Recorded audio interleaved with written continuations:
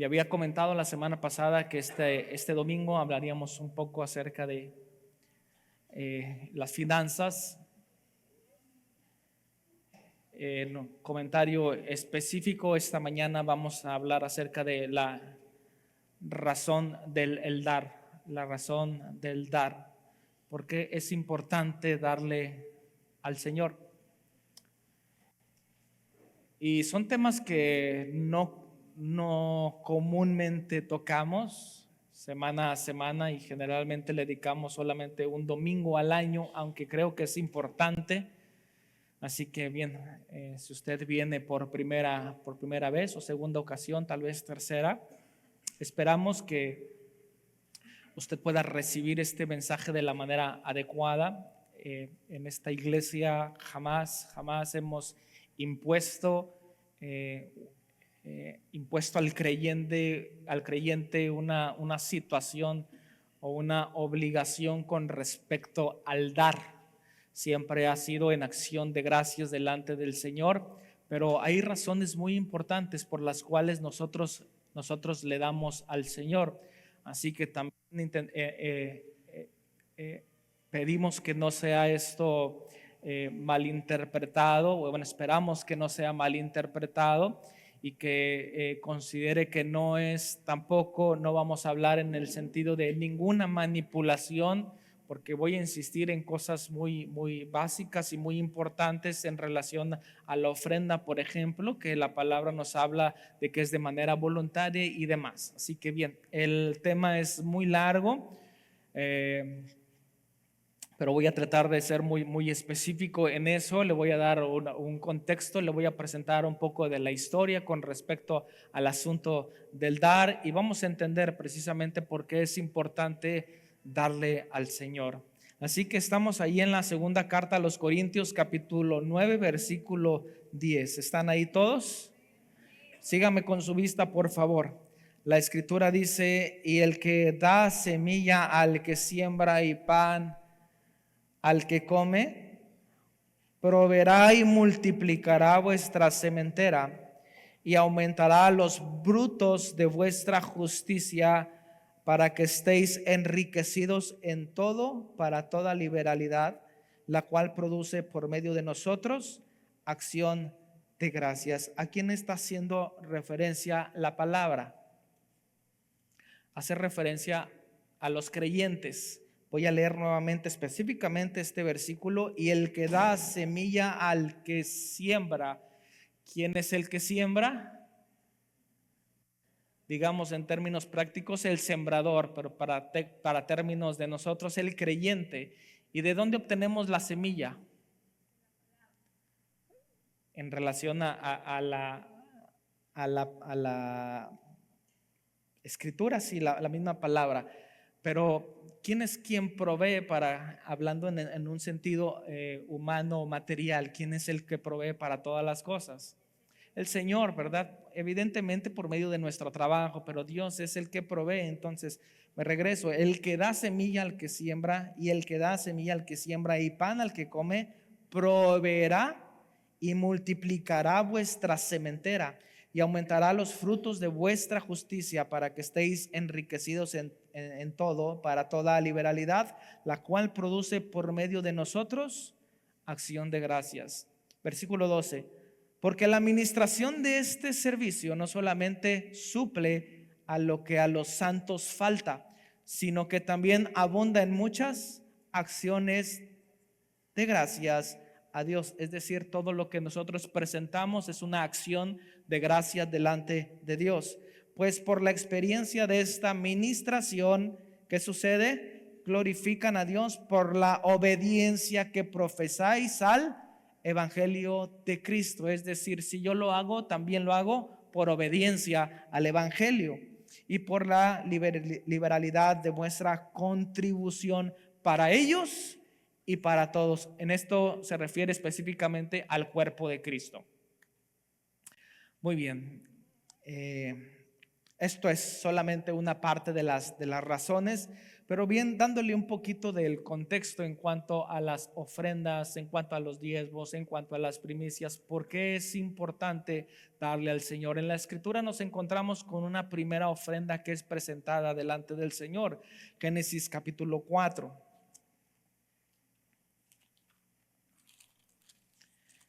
Génesis capítulo 4, versículos 3 y 4.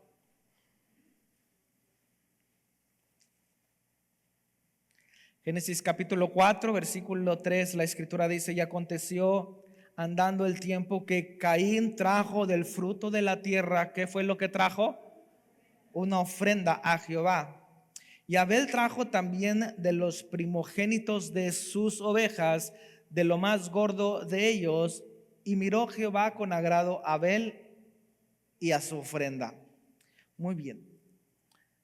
Conocemos la mayoría de la historia en relación a qué sucedió con Caín y Abel, en donde vemos ahí en la Escritura que Dios no miró con agrado la ofrenda de Caín, pero hay una razón muy específica. El asunto es que ambos presentan una ofrenda delante de Dios. ¿Y qué es lo que presenta cada uno? ¿Qué presenta Caín delante del Señor? ¿Qué presentó? Lo que había cosechado de lo que él había trabajado, lo que él había labrado, y lo presentó delante del Señor. Dice la Escritura: trajo del fruto de la tierra una ofrenda a Jehová. Prácticamente él, en su trabajo diario, él podía recoger, podía sembrar, podía cosechar, y consideró que esto era importante para Dios. No así también vemos la vida de Abel, en donde de lo más gordo, tal vez esto nos hace resaltar que posiblemente esto fue mucho mejor que la ofrenda que entregó Abel. Pero tendremos que reconocer dos cosas importantes: que si vamos al Nuevo Testamento, en la palabra nos encontramos con que había fariseos que diligentemente presentaban sus ofrendas, pero se enaltecían a sí mismos de el tipo de ofrenda que presentaba. No así una mujer, una mujer anciana que se presentó en el templo y que solamente traía dos blancas. Es decir, si podemos traducir, podemos pensar en el tiempos de hoy. Imagínense que trae solamente dos monedas de 10 centavos, que es la moneda más baja en este momento. Dos monedas de 10 centavos, y la mujer lo presentó delante de Dios. Ahora, ¿cuál ofrenda fue mejor?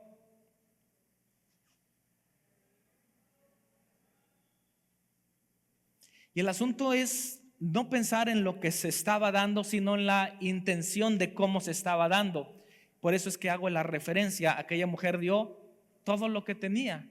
Aquellos hombres tenían posiblemente y seguramente tenían suficiente para vivir. Y entonces, bueno, tomando esto como referencia, nos vamos nuevamente al inicio de la palabra, en donde cada uno presenta una ofrenda totalmente diferente. ¿Qué es lo que hizo que al Señor no le pareciera aquella ofrenda que dio Caín? Más adelante, si escudriñamos la palabra, entendemos también que la intención de su corazón no era buena para con el Señor. Así que mucho depende, hermanos, de con qué intención nosotros estamos dando para el Señor. Y bien, el asunto específico es que se presenta una ofrenda, y en alguna ocasión lo pregunté: ¿de dónde ellos aprendieron a presentar una ofrenda delante del Señor? ¿De dónde lo aprendieron? Seguramente de sus padres. Seguramente sus padres hacían sacrificios, presentaban ofrenda delante del Señor. ¿De dónde lo aprendieron sus padres? ¿El abuelo de Adán? ¿O cómo? ¿De dónde lo aprendieron Adán y Eva? A lo mejor no hice bien la pregunta. Tuvieron que saberlo de parte de Dios. ¿Qué quiere decir esto? Que a Dios le interesa que nosotros podamos dar, ofrecer sacrificio delante de Él. Bien, el énfasis principal de nosotros como creyentes es ofrecer nuestra vida delante de Dios. Y eso es algo que Dios instituyó desde el principio, así que seguramente sus padres, los padres de Caín y Abel, Adán y Eva, presentaban sacrificios, presentaban ofrendas, así que de la misma manera también sus hijos, y así por muchas generaciones. En el segundo ejemplo lo encontramos en el libro de Génesis capítulo 8, versículo 20. Génesis capítulo 8, versículo 20. Y aquí va a entender a lo que me refiero con el asunto de las generaciones, cómo las generaciones van aprendiendo y van recibiendo de sus padres. Génesis capítulo 8, versículo 20. Y edificó Noé un altar a Jehová y tomó de todo animal limpio y de toda ave limpia y ofreció holocausto en el altar. Y percibió Jehová, ¿qué dice la escritura? Olor grato. Y dijo Jehová en su corazón: no volveré más a maldecir la tierra por causa del hombre, etcétera. Aquí nos vamos a enfocar sobre el asunto de que percibió Jehová olor grato. Toda ofrenda que es entregada al Señor es recibida, si hay una buena intención en el corazón, es recibida con olor grato. Y estos sacrificios, estos holocaustos son también comparados en el Nuevo Testamento en una porción específica que nos redacta el apóstol Pablo precisamente. Más adelante vamos a llegar ahí. Así que bien, se instituye la ofrenda, se instituye el holocausto y todo esto prácticamente por una ordenanza de parte de Dios. Más adelante vemos cómo cuando comienza la ley, recuerde, esto es antes, mucho antes de la ley, una vez que nos encontramos a Moisés y toda la historia que conlleva, nos encontramos con que Dios instituye y da leyes a su pueblo. Y precisamente ahí da reglas para que se presente el holocausto y la ofrenda delante del Señor. Para aquellos que están anotando, Levítico capítulo 1 y Levítico capítulo 2. Órdenes específicas para presentar ofrendas, holocaustos y ofrendas delante del Señor. Lo que tendremos que decir en relación a todo esto es que siempre hay situaciones muy prácticas que nos llevan prácticamente a que nosotros podamos relacionarlo con Cristo Jesús, que nos lleva directamente a Cristo Jesús. Es decir, cuando se instituye la situación del holocausto y la ofrenda delante del Señor por medio de un sacrificio, tendremos que ver necesariamente, porque todo el Antiguo Testamento nos debe llevar a Cristo. Necesariamente nos va a llevar a Cristo. Entonces, en esta relación prácticamente escribe Pablo en la carta al libro de los Hebreos, y allí es donde quiero que me acompañen. Hebreos capítulo 10. Hebreos capítulo 10, versículo 1.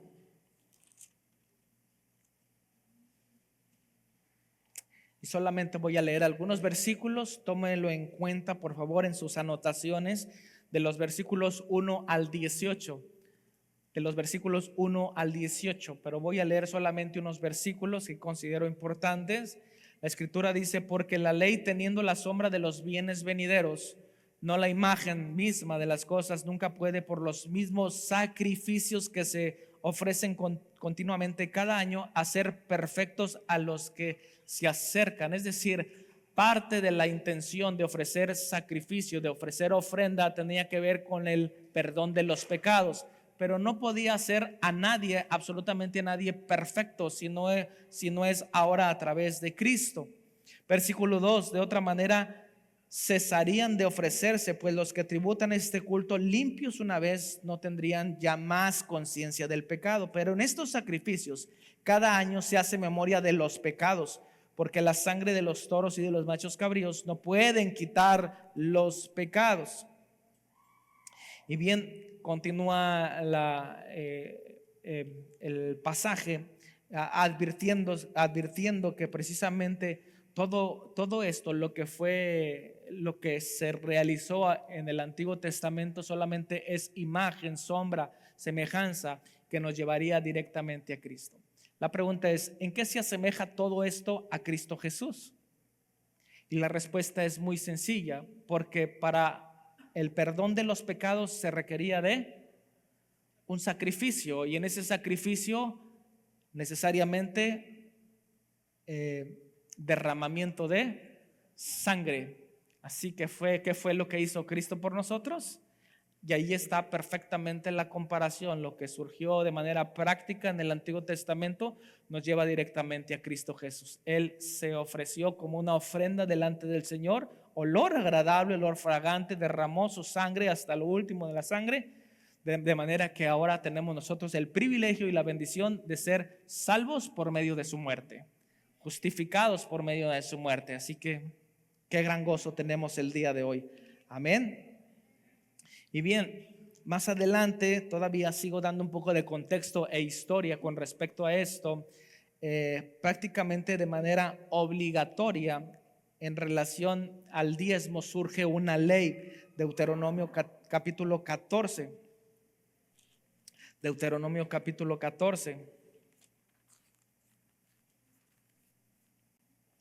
Versículo 22.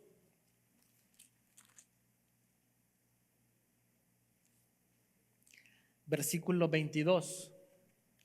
Deuteronomio capítulo 14, versículo 22. Y usted puede darse cuenta que en el encabezado viene ley del diezmo. Para este tiempo, insisto, para este tiempo de manera obligatoria se había instituido. Una de las razones, versículo 29, si usted ahí tiene su Biblia, versículo 29, la escritura dice: y vendrá el levita que no tiene parte ni heredad contigo, y el extranjero, el huérfano y la viuda que hubiera en tus poblaciones, y comerán y serán saciados, para que Jehová tu Dios te bendiga en toda obra que tus manos hicieren. Es decir, como a levita, entendiendo que había 12 tribus y a las 11 tribus se les entregó una heredad, una tierra específica, un pedazo de tierra específico. La única tribu que no recibió ningún tipo de heredad fueron los levitas, los descendientes de Leví. Así que el Señor instituye esta ley para que ellos puedan sustentarse con las aportaciones de las demás tribus. Y específicamente se comenzaba a dar al levita, a la viuda, al pobre, etcétera. Lo que me llama la atención es que, y en lo que tenemos que tomar en cuenta, es que situaciones prácticas tenemos que también aplicarlas, no de manera obligatoria, pero sí entender que, por ejemplo, la escritura dice: para que Jehová tu Dios te bendiga en toda obra que tus manos hicieren. Es decir, que había una bendición de por medio cuando el pueblo le daba al Señor. Esto había sido impuesto hasta este momento y era de manera obligatoria. Tendremos que decir que hoy no estamos bajo la ley, hoy estamos bajo la gracia y no hay ninguna obligación específica. Sin embargo, bien, dentro de nuestro credo, refiriéndonos específicamente a la organización Centro de Fe y Esperanza y Amor, nosotros reconocemos al diezmo, reconocemos la ofrenda, reconocemos la primicia, pero todo es de manera voluntaria. Enseguida voy a dar más especificaciones. Por último, en cuanto al contexto y a la historia, Malaquías capítulo 3, y es uno de los pasajes más reconocidos, en los que tendríamos que tener también cuidado de entender de la manera adecuada. Siempre hago énfasis en ello, porque muchos predicadores han caído en el abuso de utilizar o mal utilizar esta información para decirle al creyente: si tú no estás dando, tú vives bajo maldición. Lo que tendremos que entender es que Jesucristo ya pagó por todas nuestras deudas y por todos nuestros pecados. Hoy el creyente ya no vive bajo el yugo de la maldición. Ahora nosotros vivimos bajo la bendición de Dios. ¿Es así? Esto lo tenemos bastante claro. Sin embargo, yendo al contexto, la Escritura nos dice en el libro de Malaquías, capítulo 1, versículo 6, capítulo 1, versículo 6, el hijo honra al padre y el siervo a su señor. Si pues yo soy pobre, ¿dónde está mi honra? Y si yo, Señor, ¿dónde está mi temor? Dice Jehová de los ejércitos. A vosotros, oh sacerdotes, que menospreciáis mi nombre. ¿A quién va dirigido el mensaje? A los sacerdotes, específicamente aquí en este libro. Y decís, ¿en qué hemos menospreciado tu nombre? En que ofreciste sobre mi altar pan inmundo y dijiste, ¿en qué te hemos deshonrado? En que pensáis que la mesa de Jehová es despreciable, y cuando ofrecéis el animal ciego para el sacrificio, ¿no es malo? Asimismo, cuando ofrecéis el cojo o el enfermo, ¿no es malo? Preséntalo pues a tu príncipe. ¿Acaso se agradará de ti o le serás acepto? Es decir, ¿qué estaba sucediendo? Los levitas habían llegado al grado de abusar del pueblo de Dios.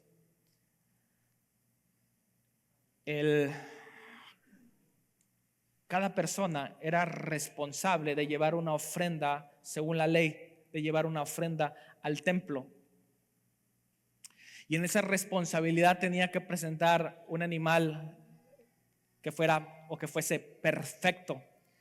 Sin embargo, como el trayecto era muy largo para llegar hasta la ciudad de Jerusalén, según la escritura y según la ley, el Señor les daba oportunidad de que vendieran su animal y llevaran las monedas consigo hasta Jerusalén, para que en Jerusalén pudieran hacer un cambio y con esas monedas poder comprar el animal que ellos necesitaran para ofrecer sacrificio. ¿Qué sucedía? Que los levitas, cuando recibían el dinero, lo que hacían es que les daban un animal cucho. ¿Qué es cucho? Un animal deforme, un animal que le faltaba un ojo, un animal que estaba cojito. Y eso hacían los tremendos, los sacerdotes. Se quedaban con el dinero, aprovechaban esto y le entregaban lo peorcito que tenían a las personas, cuando el Señor les había dado instrucción específica de presentar delante del Señor lo mejor, lo perfecto delante del Señor. Bien, estas son cuestiones prácticas que tenemos que entender y que tenemos que guardar. Cuando presentemos, entreguemos siempre lo mejor. No me refiero a una situación económica específicamente. Si venimos y brindamos adoración al Señor, si cantamos alabanza al Señor, vamos a hacerlo de la mejor manera. Esto es agradar al Señor. Y bien, esto es precisamente lo que hacían ellos. Entonces la advertencia viene contra ellos en el capítulo 3, versículo 7. Capítulo 3, versículo 7. Desde los días de vuestros padres os habéis apartado de mis leyes y no las guardaste. Volveos a mí y yo me volveré a vosotros, ha dicho Jehová de los ejércitos. Me dijiste, ¿en qué hemos de volvernos? ¿Robará el hombre a Dios? Pues vosotros me habéis robado. Y dijiste, ¿en qué te hemos robado? En vuestros diezmos y ofrendas. Malditos sois con maldición, porque vosotros, la nación toda, me habéis robado. ¿De qué manera le robaron ellos a Dios? Ya lo expliqué. En el intercambio de animales presentaron una ofrenda defectuosa delante del Señor, por lo tanto el Señor los maldijo. Ahora bien, insisto en ello porque hablamos hace un momento que hoy ya no vivimos bajo la ley, ahora vivimos bajo la gracia y esa maldición no nos alcanza. Sin embargo, también dice el versículo 7, traer todos los diezmos al alfolí y hay alimento en mi casa, y probadme ahora en esto.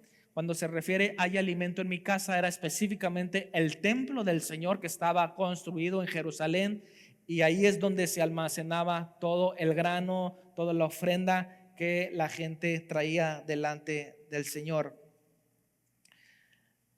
Enseguida dice la escritura, si no os abriré las ventanas de los cielos y derramaré sobre vosotros bendición hasta que sobreabunde.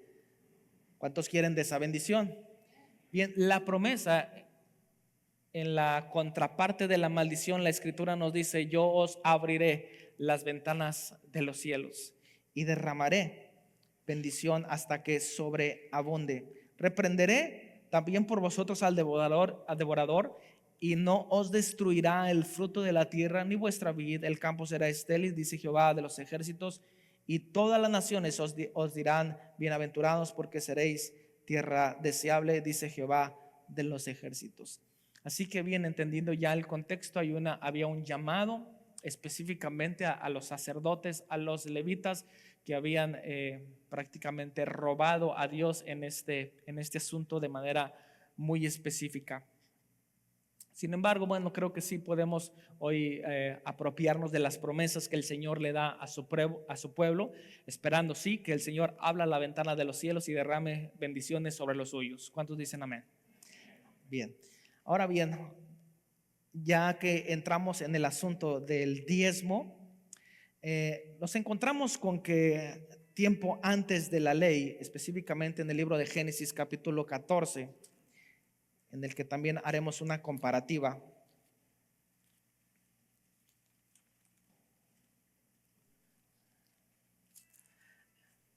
Esta mañana prácticamente a manera de estudio, porque es así como tenemos que comprender estos conceptos, a manera de estudio. Génesis capítulo 14, versículo 18. Nos encontramos en la escritura con lo siguiente: entonces Melquisedec, rey de Salem y sacerdote del Dios Altísimo, sacó pan y vino y le bendijo diciendo: bendito sea Abraham del Dios Altísimo, creador de los cielos y de la tierra, y bendito sea el Dios Altísimo que entregó sus enemigos en tu mano. Y le dio a Abraham los diezmos de todo. Entonces el rey de Sodoma dijo a Abraham: dame las personas y toma para ti los bienes. Vamos a hacer ahí una pausa para entender el acto y el simbolismo del asunto. Se nos menciona un personaje que no lo encontramos en ninguna otra parte de la escritura más que en el libro de Hebreos, y ahí es donde viene la comparación. Nos habla de un hombre llamado Melquisedec, rey de Salem. La traducción de este nombre quiere decir rey de justicia, rey de justicia. Y eso nos hace precisamente referencia a Cristo Jesús. Lo que tendremos que entender es que de manera voluntaria, porque esto es mucho antes de la ley, de manera voluntaria, Abraham presenta sus diezmos delante de Melquisedec. Para entender el asunto del diezmo, ¿qué porcentaje estamos hablando cuando nos referimos a diezmo? Diezmo quiere decir la décima parte o el 10%, el 10%. Así que Abraham entregó el 10% de todo lo que tenía. A eso hacemos referencia con respecto al diezmo. ¿Qué trascendencia tiene esto con Cristo Jesús? Hebreos capítulo 5. Lo voy a llevar a algunos pasajes de la Biblia porque es necesario. Hebreos capítulo 5, versículos 5 y 6. Así tampoco Cristo se glorificó a sí mismo haciéndose sumo sacerdote, sino que le dijo: tú eres mi hijo, yo te he engendrado hoy. Como también dice en otro lugar: tú eres sacerdote para siempre según el orden de Melquisedec. Y Cristo en los días de su carne, ofreciendo ruegos y súplicas con gran clamor y lágrimas al que le podía librar de la muerte, fue oído a causa de su temor reverente, etcétera. La escritura dice, continúa ahí el pasaje.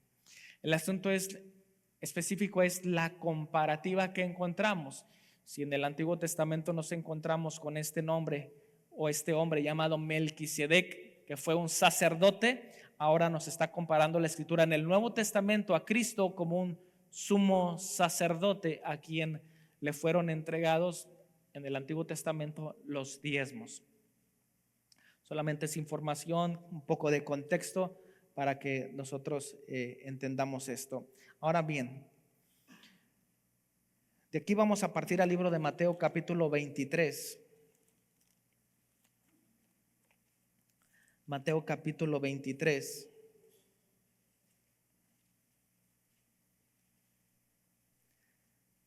versículo 23.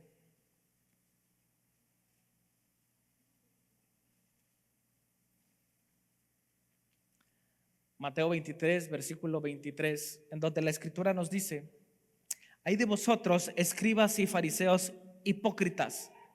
La exhortación iba directamente a los fariseos, a los escribas, en razón de que el Señor les dice: porque diezmáis la menta y el eneldo y el comino, y dejáis lo más importante de la ley, la justicia, la misericordia y la fe. Esto era necesario hacer sin dejar de hacer aquello. ¿A qué nos hace referencia la palabra de manera específica? Lo más importante es que ustedes caminen en justicia, en misericordia y en fe delante de Dios, sin dejar de hacer. ¿Cuál era aquello? Precisamente diezmar la menta, el eneldo y el comino, que precisamente eran elementos que ellos utilizaban para el sustento y para demás. Así que ellos lo presentaban delante de Dios, pero eran muy hipócritas en ese sentido. Ellos se alzaban el cuello diciendo: yo doy, yo reparto, yo soy constante en mis oraciones delante del Señor y demás.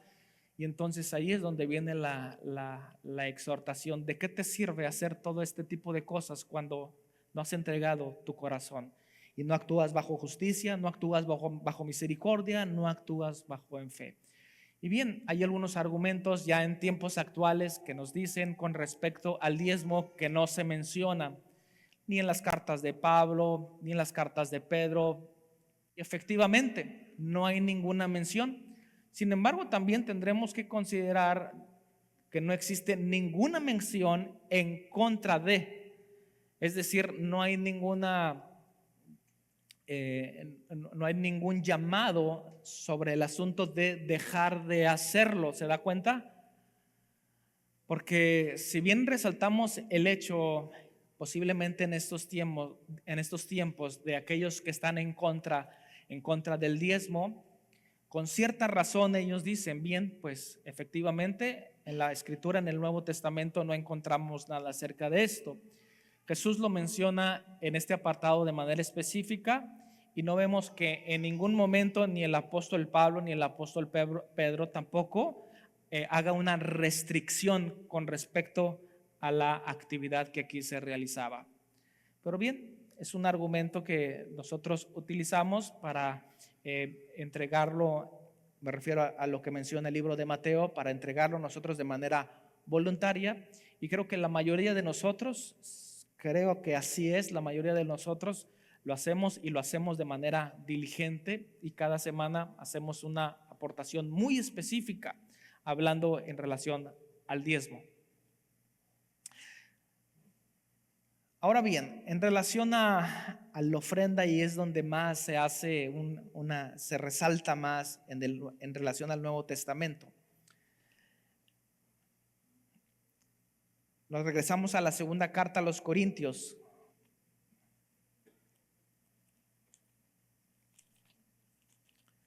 Segunda a los Corintios, capítulo 8.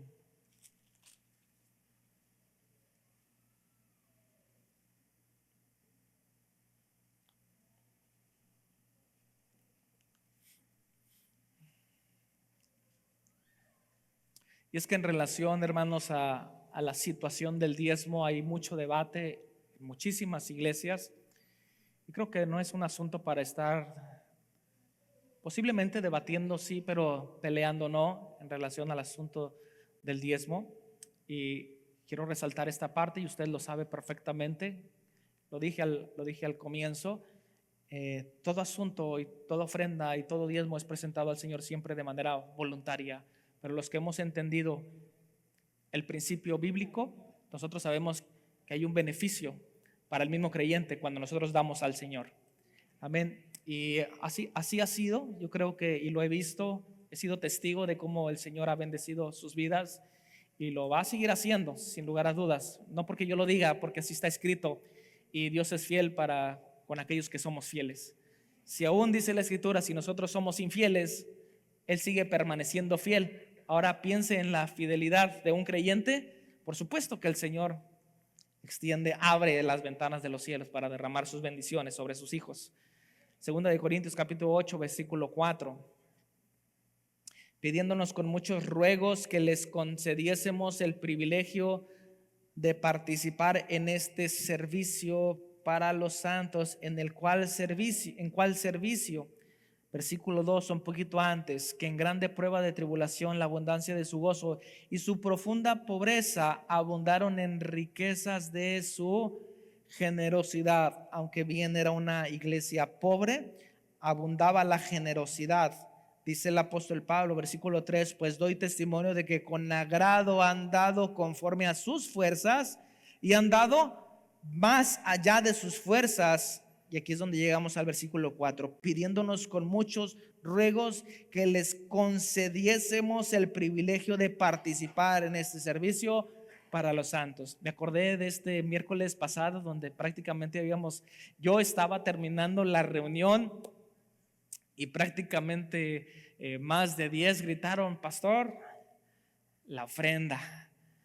Y esto se resalta en una congregación que es agradecida delante del Señor. Esta iglesia estaba tan agradecida que decía, por favor, Pablo, permítenos participar, colaborar para la ofrenda de los santos. Así que el dar es un privilegio para nosotros. Amén. Segunda de Corintios capítulo 9 versículo 10, ya lo leímos. Y el que da semilla al que siembra y pan al que come, proveerá y multiplicará. Es decir, cuando nosotros damos, entendemos que el Señor va a proveer y va a multiplicar. Capítulo 9, versículo 12. Porque la administración de este servicio es un servicio para el Señor, no solamente suple lo que a los santos falta. Este servicio suple para las actividades y demás de la iglesia local. Dice, sino que también abundan muchas acciones de gracias delante de Dios, así que lo hacemos por agradecimiento. Pues por la experiencia de esta administración glorifican, no solamente es una acción de gracias, sino que por medio de ello glorificamos a Dios por la obediencia que profesáis al evangelio de Cristo.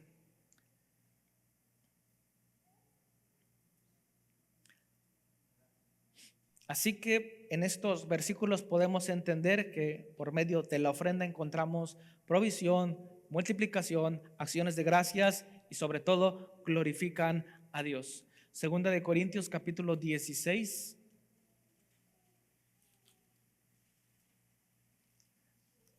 No, me equivoqué aquí, ¿verdad? Déjeme ver si es el... A veces se equivoca la pluma. Déjame ver si es primera. Si trae 16. Capítulo 16, primera de Corintios, capítulo 16, versículos 1 al 4. En cuanto a la ofrenda para los santos, haced vosotros también de la misma manera que ordené en las iglesias de Galacia. ¿Cuál fue la ordenanza de Pablo? Cada primer día de la semana, cada uno de vosotros ponga aparte algo, según haya prosperado. Según haya prosperado, póngalo aparte. Para cuando yo llegue no se recojan entonces ofrendas. Y cuando haya llegado a quienes hubieres designado por carta, a estos enviaré para que lleve vuestro donativo a Jerusalén. Y si fuere propio que yo también vaya, irán conmigo. Irán conmigo. Así que bien, parte de su ordenanza y muy específica a las iglesias, separen un poco para que podamos juntar ofrenda y podamos llevarla a Jerusalén. Y ahí en Jerusalén entonces repartir para los necesitados. Pareciera que en algunas iglesias había algunos hermanos que estaban inconformes con la petición de Pablo, como en muchos lugares. Y es importante que nosotros entendamos la causa y el por qué. Si nosotros damos nuestra ofrenda a regañadientes, creo que no le va a servir de mucho, porque siempre tiene que ser dada con un buen corazón delante del Señor. Sin embargo, como en todas las iglesias, siempre hay uno u otro que se levanta en contra específicamente de este asunto. Y el apóstol Pablo apelaba a lo siguiente en el capítulo 9 de esta misma carta, primera de Corintios capítulo 9. Habla un poco en la defensa de su apostolado, pero hace una mención específica.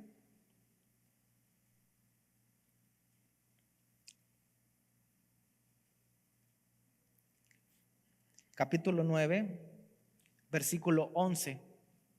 Capítulo 9, versículo 11. Y el apóstol Pablo escribe: si nosotros sembramos entre vosotros lo espiritual, es gran cosa si segáramos de vosotros lo material.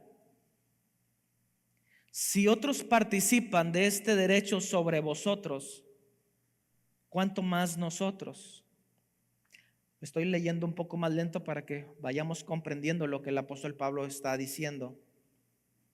Me voy a regresar otra vez al 11. Si nosotros sembramos en vosotros lo espiritual, ¿es gran cosa si segáramos de vosotros lo material? Si otros participan de este derecho sobre vosotros, ¿cuánto más nosotros? Pero no hemos usado este derecho, sino que lo soportamos todo por no poner ningún obstáculo al evangelio de Cristo. Es decir, si usted va a estar inconforme con un asunto de este tipo, no se preocupe, mejor no dé. Para quien le va a hacer bien esto es para uno propio, de manera muy personal. Entonces dice versículo 13: ¿no sabéis que los que trabajan en las cosas sagradas comen del templo y que los que sirven en el altar del altar participan? Así también ordenó el Señor ¿a quiénes? A los que anuncian el evangelio, que vivan del evangelio. Lamentablemente hay tanto abusador en estos últimos tiempos dentro de las iglesias, incluso con amenazas directas diciendo que si el creyente no da, ya lo mencioné, va a recibir maldición de parte de Dios porque así está escrito. Y entonces de una forma amenazadora el creyente la da al Señor, con cierto temor le da al Señor. Y jamás nosotros tenemos que darle por miedo al Señor, siempre es por gratitud y siempre es de buena voluntad. Sin embargo, aquí bien lo dice, si aquellos que participan si hay de aquellos que participan en lo espiritual, ¿por qué no también participar precisamente en lo material? Tendremos que decir, y se lo digo de manera muy directa y de manera muy específica, la gran mayoría lo sabe, algunos otros no lo saben. De manera muy personal, nosotros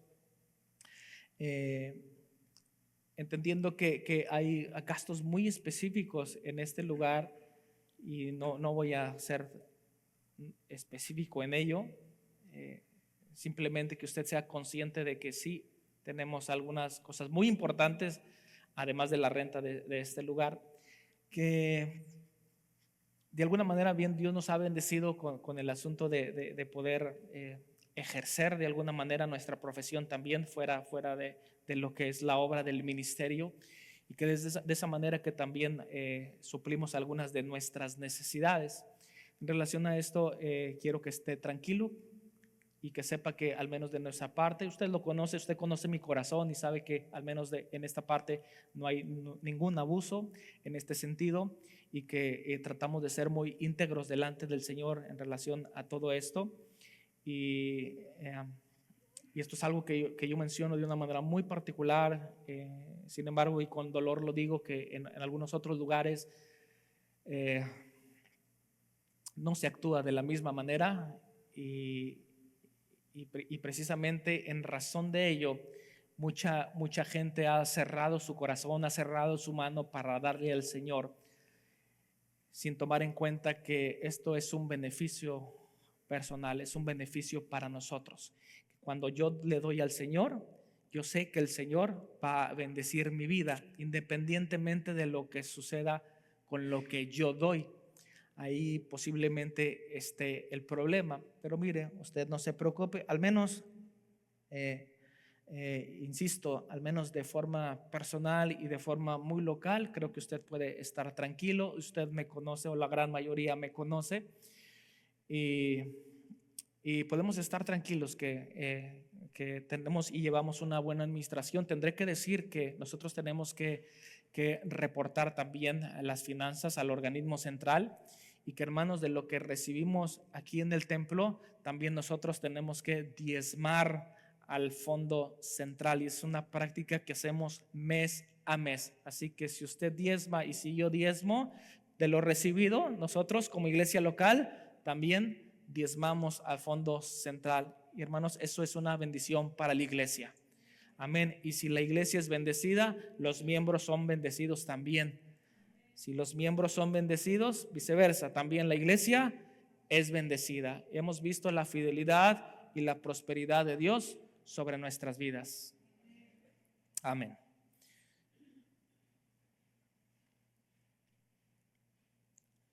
Por último, hablamos acerca del diezmo, hablamos acerca de la ofrenda. Quisiera por último tocar el tema de la primicia.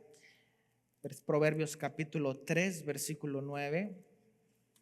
Algunas apreciaciones muy específicas. Proverbios capítulo 3, versículo 9.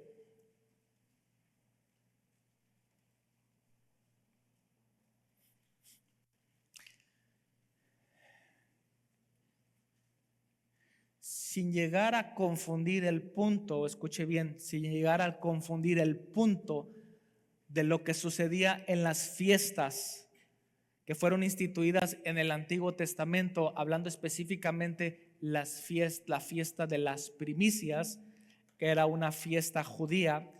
Cada una de esas fiestas tiene un porqué, y prácticamente cada una de esas fiestas nos llevan directamente a Cristo. En este pasaje específico, no lo tenemos relacionado con ninguna fiesta de manera particular. Este es el libro de Proverbios escrito por el sabio Salomón. Así que hay lecciones de vida en este libro de manera muy específica. Encontramos sabiduría de Dios en cada uno de estos pasajes. Y precisamente capítulo 3, versículo 9, el sabio Salomón nos dice: honra a Jehová con tus bienes y con las primicias de todos tus frutos, y serán llenos tus graneros con abundancia, y tus lagares rebosarán de mosto. Voy a dar el antecedente de la fiesta y me regreso a este versículo. ¿Por qué mencioné la fiesta? Porque el asunto de la fiesta de las primicias de manera muy específica se había dado por orden de Dios, así como todas las fiestas que encontramos en el Antiguo Testamento. Específicamente esta fiesta de las primicias, en la cual nos lleva directamente a Cristo. La Escritura nos dice en la carta a los Corintios que Cristo es la primicia de aquellos que iban a resucitar. Cristo fue el primero que resucitó, por lo cual nosotros ahora, en el momento que el Señor lo tenga en su voluntad, nosotros también llegaremos a la resurrección. Entonces, de manera específica, esa fiesta tiene que ver precisamente con la participación de Cristo en el asunto de la resurrección de los muertos, así como cada una de las fiestas. Le menciono otra, nada más para que usted tome todavía un poco más de contexto: la fiesta de la Pascua. ¿Por qué fue instituida la fiesta de la Pascua? Fue instituida porque el Señor le dijo a su pueblo: vas a rociar la sangre del cordero sobre los dinteles de la puerta. Le dijo al pueblo de Israel cuando estaban esclavos. Entonces de esa manera iba a venir el ángel de la muerte y ellos iban a ser librados. Así que en la simbología, precisamente esta fiesta nos lleva directamente a Cristo, donde Cristo por medio de su sangre ahora nos libra de la muerte del pecado. Es así, hermanos, como cada fiesta tiene su simbología. Ahora nosotros no somos judíos. Estas fiestas fueron instituidas para los judíos. Es por eso tal vez que si es que se ha preguntado por qué no celebramos alguna fiesta de manera particular, específicamente esta fiesta de las primicias, no la celebramos en razón de esto. Y por eso, en razón de ello, nosotros, por ejemplo, y bajo el principio de la siembra, nosotros como ofrenda especial, ya lo mencioné, única vez en el año presentamos nuestra ofrenda de manera muy particular para poner en manos del Señor nuestras finanzas. Y eso es todo lo que hacemos, no hacemos ninguna fiesta de modo particular. Sin embargo, ya di contexto de todo esto, voy a regresar ahora al pasaje que encontramos en Proverbios. Este pasaje no nos habla acerca de ninguna fiesta en particular. Si nos dice, honra a Jehová con tus bienes y con las primicias, con lo primero, con los primeros frutos. Ahora bien, si usted tiene un arbolito de naranjas, sería bueno que como primicia, pues usted pudiera presentarlas delante del Señor, pero la mayoría no trabajamos en ello, ¿verdad? Alguien es labrador, trabaja la tierra. La mayoría de nosotros no lo hacemos de esta manera, y si recibimos un importe económico, pues de la misma manera nosotros también le podemos dar al Señor de esta manera. Si entendemos, me voy otra vez al pasaje en donde aquellos hombres diezmaban el eneldo, el comido. Hubo una mujer que llevó su ofrenda, ¿y qué fue lo que llevó? ¿Corderos? ¿Palomas? ¿Qué fue lo que llevó aquella mujer? 2 monedas, 2 blancas. Eso era lo que ella tenía y eso fue lo que ofrendó delante del Señor. Bien, es el recurso que nosotros tenemos ahora en este momento para poder entregar delante del Señor. Así que esto es para honrar. Honra a Jehová con tus bienes y con las primicias de todos tus frutos. Y aquí viene la promesa. Aquí viene la promesa. ¿Cuántos quieren la promesa? Amén. Yo la quiero. Y serán llenos tus graneros con abundancia y tus lagares rebosarán de mosto. Esto solamente para estos tiempos es una simbología. Es una simbología. Pero bien, pues muchos tienen cuentas de bancos. ¿Tienen cuentas de bancos? ¿O tiene el guardadito debajo del colchón? Donde quiera que lo tenga, esperamos que la promesa sea sobre cada uno de nosotros. Y entonces nuestros graneros sean llenos con abundancia y nuestros lagares rebosen de mosto. Es decir, esto nos habla de abundancia. Abundancia. Si bien es cierto que tendremos que decir que para todos hemos tenido periodos en los cuales decimos, ay, este mes no ha sido el mejor. Y como que estiramos el dinero a todo lo que da y tratamos de administrar lo mejor posible el dinero. Por supuesto que habrá momentos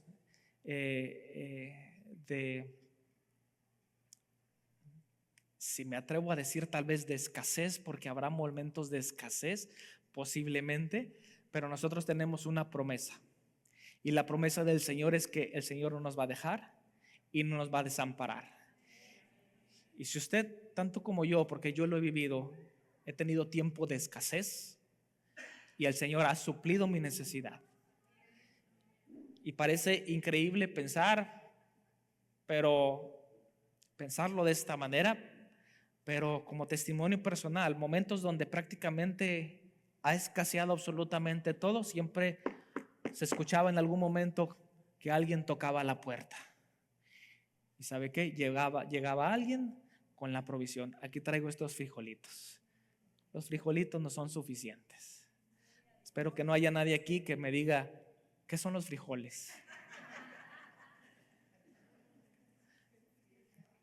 ¿Qué son los nopales? Tan deliciosos los nopales, ¿verdad? A algunos no les gustan. A mí me encantan los nopalitos. Un buen limón, con sal, unos con chilito, asadito, no se diga, ¿verdad? Qué delicia.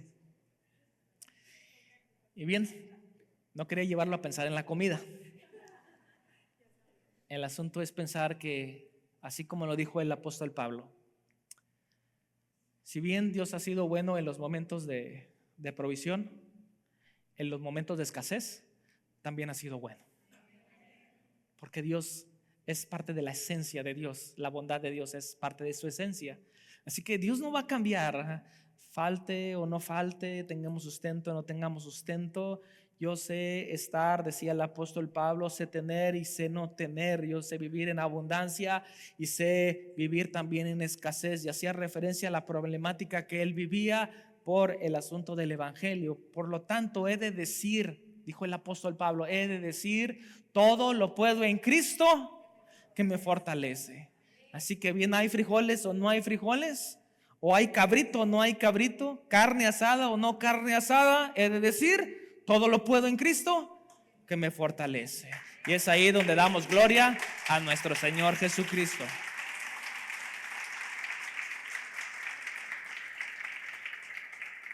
Y aquí es donde comprendemos, hermanos, la importancia de dar. Yo lo he ya dicho en muchas ocasiones. Lo primero que hacemos es separar para Dios lo que es de Dios. Ay, es que me va a faltar. Posiblemente le vaya a faltar porque usted no toma en cuenta cuál es su prioridad. Al menos la mía es esta.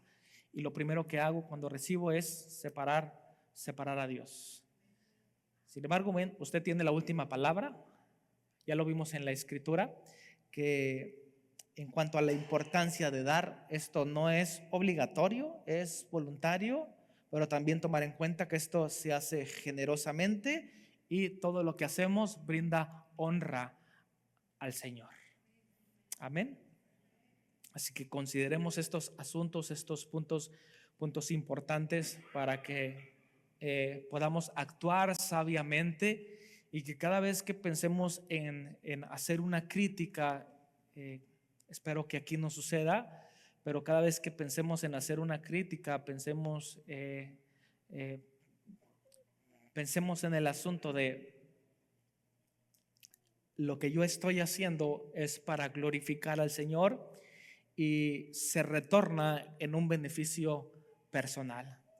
Si usted tuviera alguna duda con los recursos, cualquier duda con los recursos, puede venir directamente y con toda confianza nosotros podemos dar respuesta. Así que esté tranquilo, esté confiado en el Señor. Oramos este inicio de año para que el Señor bendiga sus finanzas. Enseguida vamos a orar por ello.